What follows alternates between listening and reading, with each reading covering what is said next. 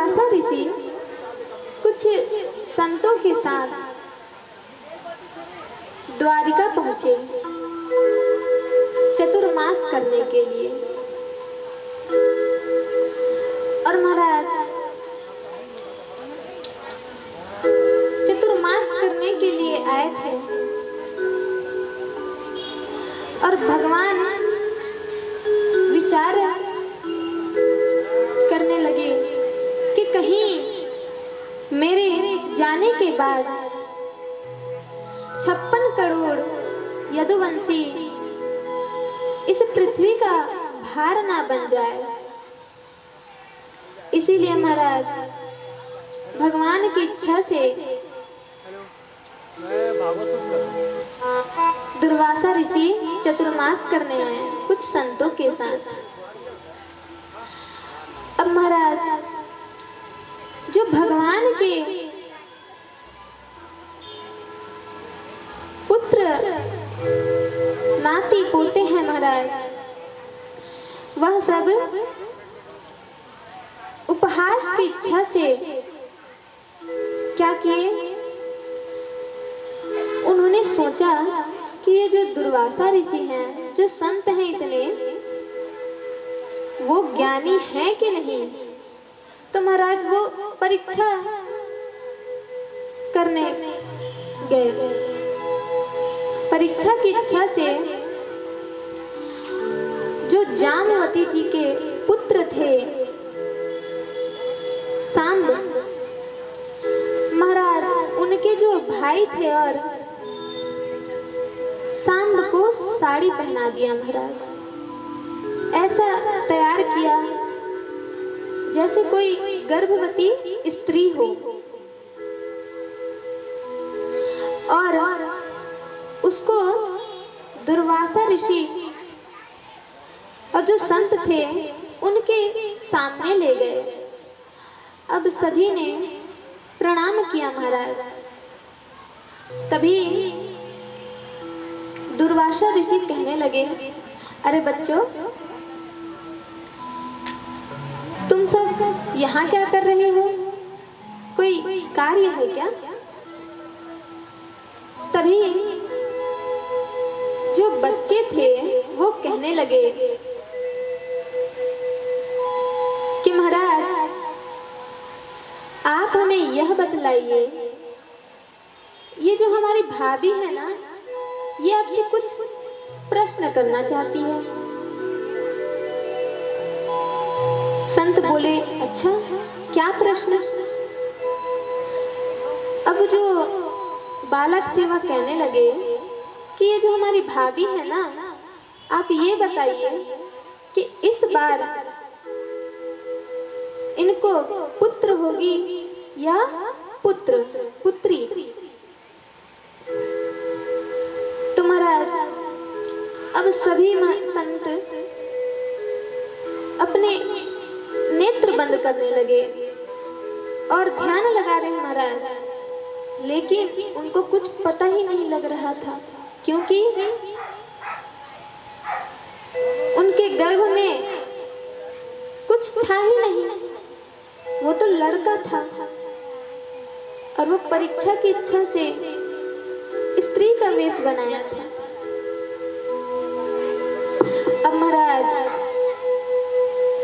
जो जितने भी बालक थे वह कहने लगे कि आप लोगों को तो कुछ आता ही नहीं, आपको तो कुछ पता ही नहीं है, तो आप कहां से बताएंगे?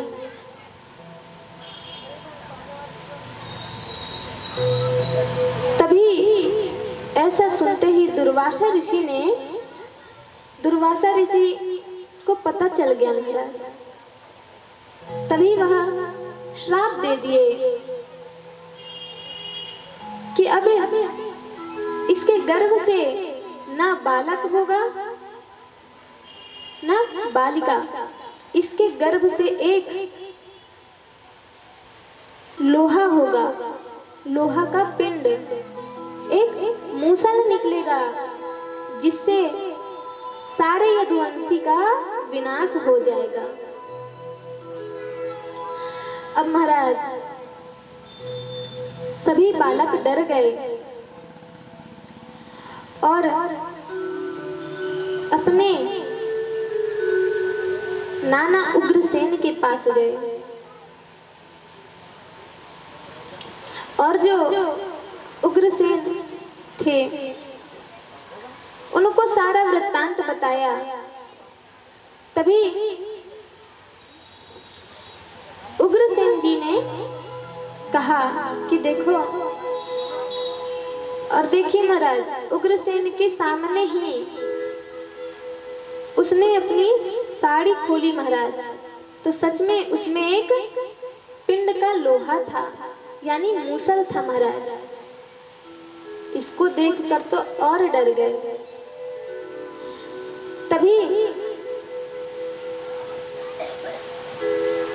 उग्रसेन जी ने कहा कि तुम समुद्र के किनारे जाओ और इसे घिसना और समुद्र में बहा देना। तभी महाराज सभी बालक समुद्र के किनारे गए और उस मूसल को घिसने लगे। अब महाराज वो छोटा सा कील बन गया, घिसते घिसते छोटा सा कील बन गया महाराज। अब वो जो कील थी और जितना भी घिसे थे महाराज सबको नदी में फेंक दिए, समुद्र में। अब सब वापस आ गए। अब महाराज उस कील को एक मछली ने निगल लिया और उस मछली को एक मछुआरे ने पकड़ लिया महाराज, और उसका नाम था बहेलिया। बहेलिया नाम का मछुआरा था और उसने अपने जो बाण होते हैं महाराज, अपने बाण के नोक पर उस कील को लगा लिया। अब सुखदेव जी कहते हैं, राजा सब कुछ भगवान की इच्छा से संपन्न हो रहा था, इसीलिए इस बारे में भगवान ने किसी से भी कुछ नहीं कहा और ना ही कुछ बात की। अब वह समय आ गया है महाराज जब भगवान अपने परम धाम जाने वाले थे। जब भगवान श्री कृष्ण अपने लीला को संपूर्ण करते हैं महाराज और परम धाम जाते हैं। अब महाराज सारे यदुवंशी अब प्रभास क्षेत्र की ओर जाने लगे। सभी प्रभास क्षेत्र गए महाराज। तभी उद्धव जी भगवान के पास गए और प्रभु से बोले, सरकार आप जब इस पृथ्वी से जाएंगे तब मैं भी आपके साथ जाऊंगा, क्योंकि मैं आपके वियोग नहीं सह पाऊंगा। तभी भगवान कहते हैं कि तुम इस धराधाम में रहकर संन्यास धर्म का प्रचार करना, भगवान जो हमारे भागवत जी हैं उनका प्रचार करना, भागवत धर्म का प्रचार करना। महाराज इस प्रकार भगवान उद्धव जी से कहते हैं।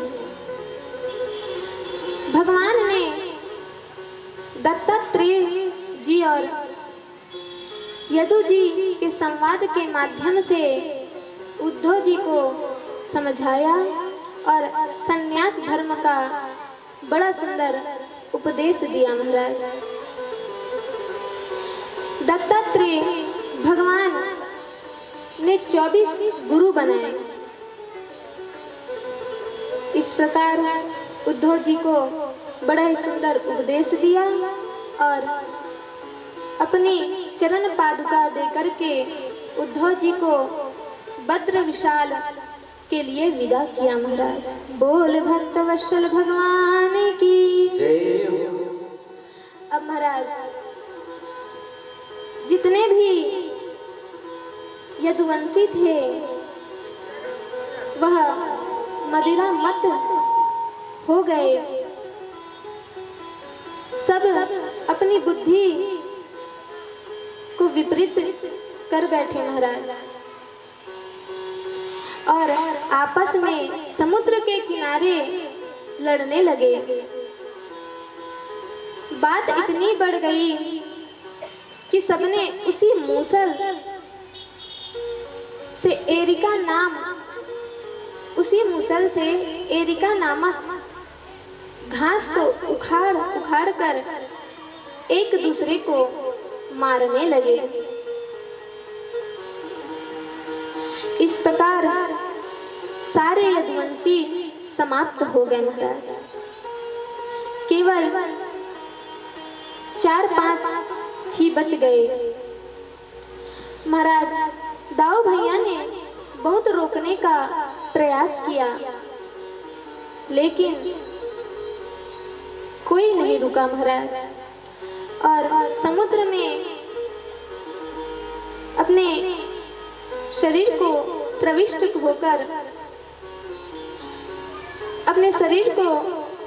करके महाराज अनुसंधान करके शेषा अवतार के रूप में परिणित हो गए। बोल दाऊ भैया की जय हो। अब महाराज भगवान की परम धाम को चले गए। इधर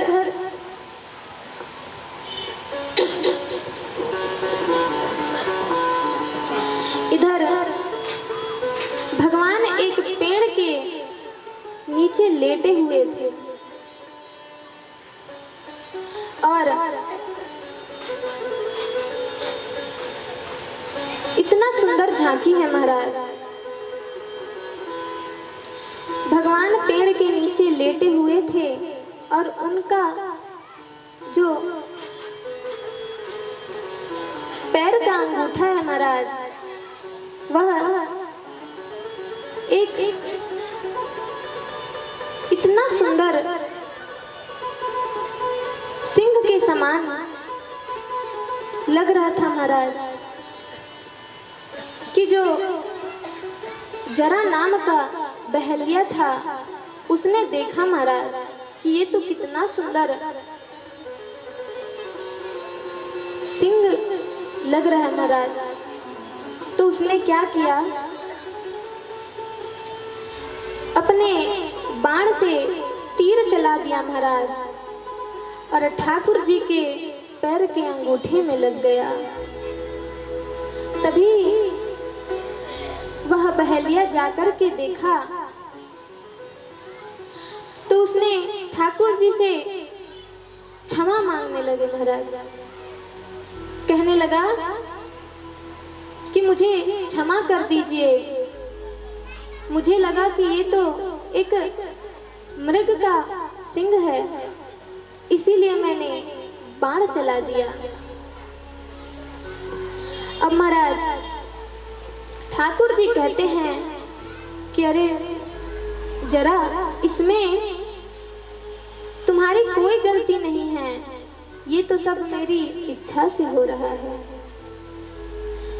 और महाराज भागवत जी में वर्णन है कि ये जो जरा है ये त्रेता युग का बाली है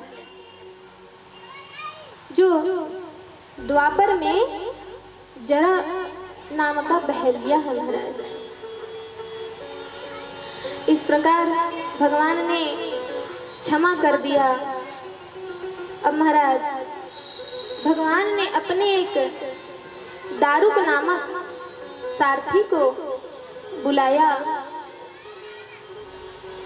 उससे कहा, दारुक तुम जाओ और पूरी द्वारिका में घोषणा कर दो कि अब आज के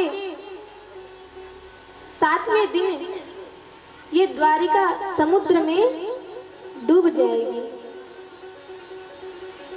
अब महाराज वह दारुक भगवान का संदेश लेकर दौड़ता द्वारिका पहुंचा और इधर देखते देखते भगवान का जो चितानंद तन्मय वपु था वह एक दिव्य प्रकाश के रूप में प्रणित हो गया और वह कहाँ गया ये महाराज कोई नहीं जान सका है।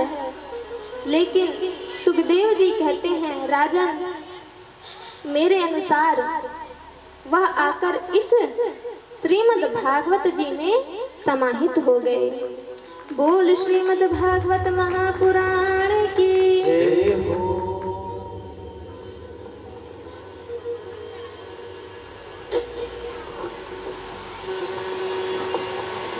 बोल वृंदावन बिहारी लाल की जय हो। जरी की पगड़ी बांधे सुंदर आंखों वाला, जरी की पगड़ी बांधे सुंदर आंखों वाला, इतना सुंदर लागे बिहारी इतना लागे प्यारा। जरी की पगड़ी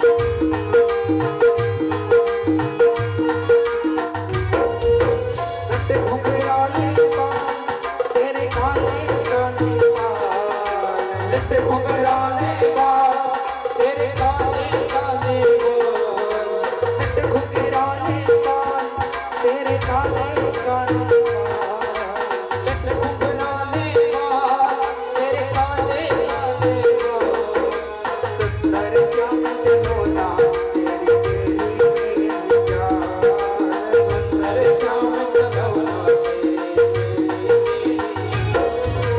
हवा में सर सर चलता तेरा पीना मन मतवाया हवा में सर सर चलता तेरा पीना मन मतवाया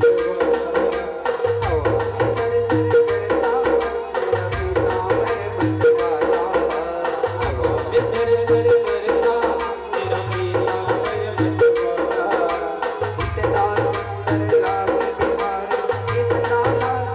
मतवाया इतना सुंदर लागे बिहार इतना लागे प्यारा इतना सुंदर लागे बिहार इतना लागे सुंदर राम वाला चली पगड़ी बांधे सुंदर राम वाला इतना सुंदर लागे बिहार इतना लागे प्यारा इतना सुंदर लागे बिहार इतना लागे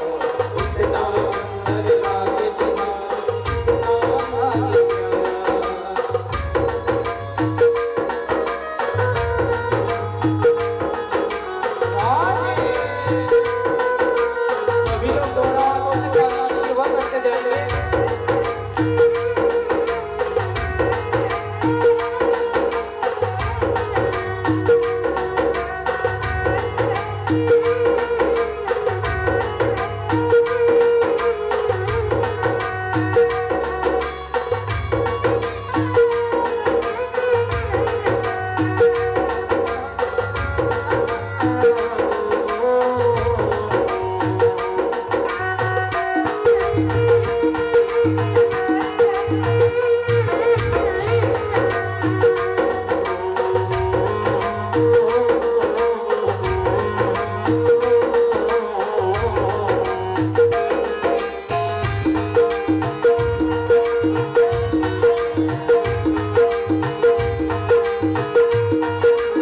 मुख में माखन मलता वो पल घुटने चलता मुख में माखन मलता वो पल घुटने चलता मुख में माखन मलता वो पल घुटने चलता मुख में माखन मलता वो पल घुटने चलता देखिए यशोदा देवो का मन जलता देखिए यशोदा देवो का मन जलता माथे पे तिलक सोहे आँखों में काजल काला माथे पे तिलक सोहे आँखों में काजल काला माथे पे तिलक सोहे आँखों में काजल काला माथे पे तिलक सोहे आँखों में काजल काला इतना सुंदर लागे बिहारी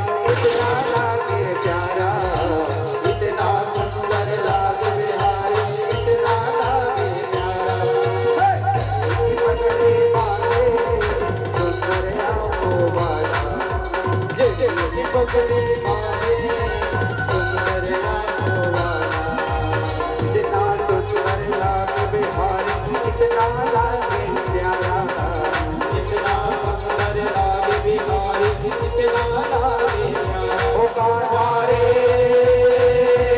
कान्हा रे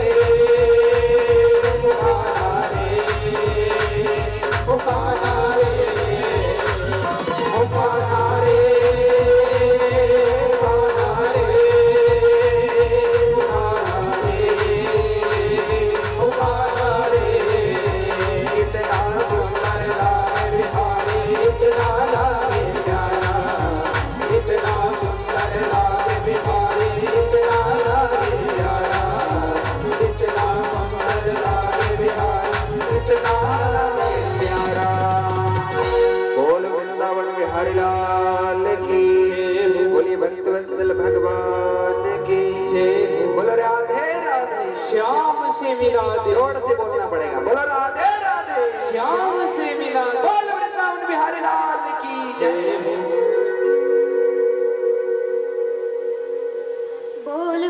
कौशल भगवान की। जय। अब महाराज,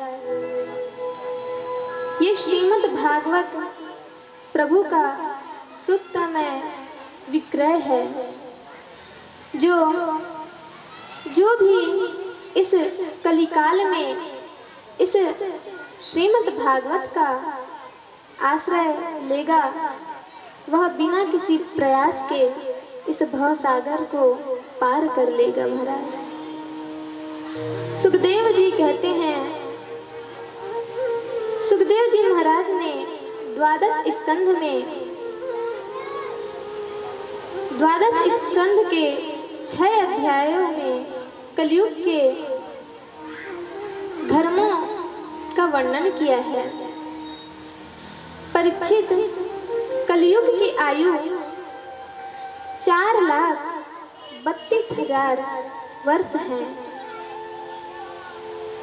और इसमें सिर्फ 800 वर्ष शेष रह जाएंगे, तब भगवान उत्तर प्रदेश के संबलपुर गांव में कल्कि अवतार लेंगे।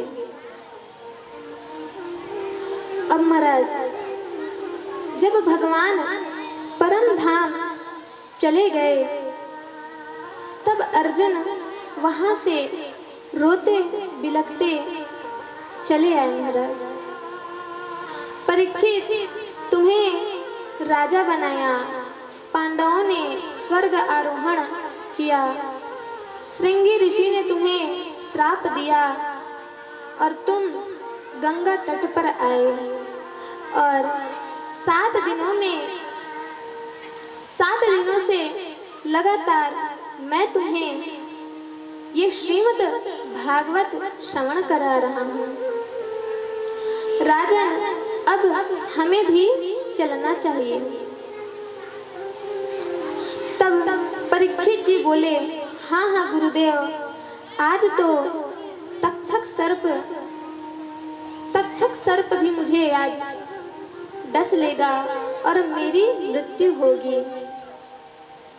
ये सुन के सुखदेव जी ने परीक्षित को डांट दिया। बोले, अपनी ये पशु बुद्धि त्याग दो, ये त्याग दो कि तुम मरोगे। तुम अमर हो, तुम अजर हो, अविनाशी हो, ईश्वर अंश जीव अविनाशी। ऐसा कहकर सुखदेव जी ने अपना हाथ परीक्षित जी के सिर पर रख दिया। परीक्षित जी प्रसन्न हो गए और उन्हें पूर्ण रूप से ज्ञान प्राप्त हो गया। महाराज, और वह बोले, हाँ गुरुदेव, मैं नहीं मर सकता, ये संसार मरेगा, मैं नहीं मर सकता। गुरुदेव, यदि सैकड़ों तक्षक नाग भी आकर मुझे डस ले तो भी मेरी मृत्यु नहीं होगी। तभी सुखदेव जी अंतर्ध्यान हो गए। बोल सुखदेव जी महाराज की जय हो। अब महाराज, परीक्षित जी को तक्षक सर्प ने डस लिया, परंतु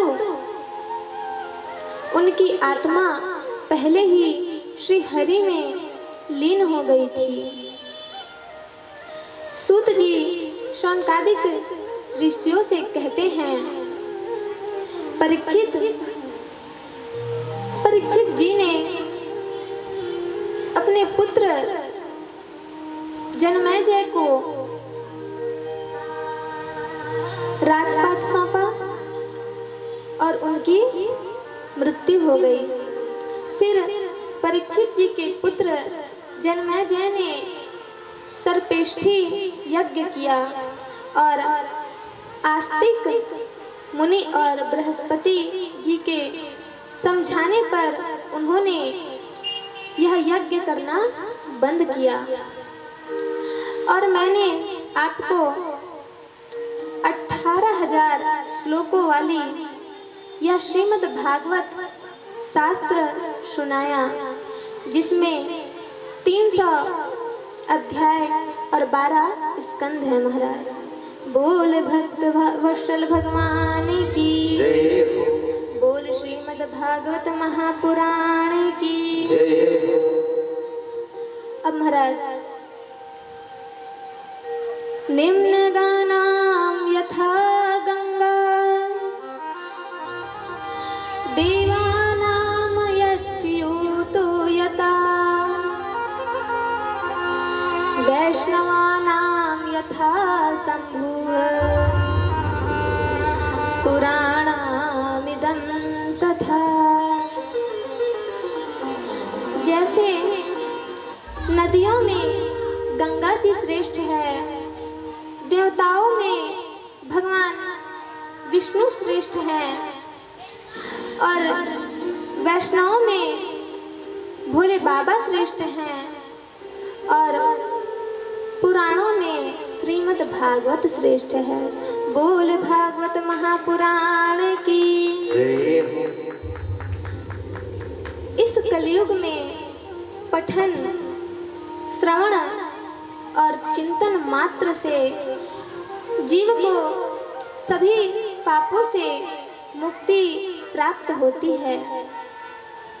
महाराज भागवत जी की कथा अनंत है, इसलिए कभी इसका अंत नहीं होता। ये कथा परिपूर्ण है, इसीलिए कभी अधूरी भी नहीं रह सकती।